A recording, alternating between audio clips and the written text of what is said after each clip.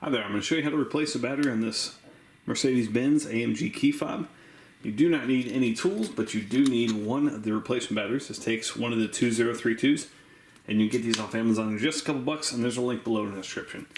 So what you want to do is on this back side, push this button in, pull that key out. Take this key, put it right here, and just twist that off.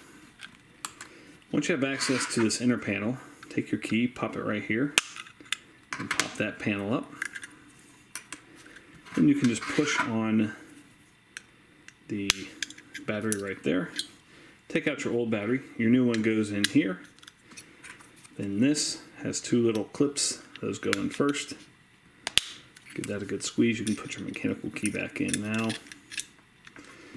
And then this clips in right here. And you can check it by pressing that red button, or pressing that button, make sure your red dot comes up. Thanks so much for watching. Hope this was helpful. Make sure you hit that thumbs up button.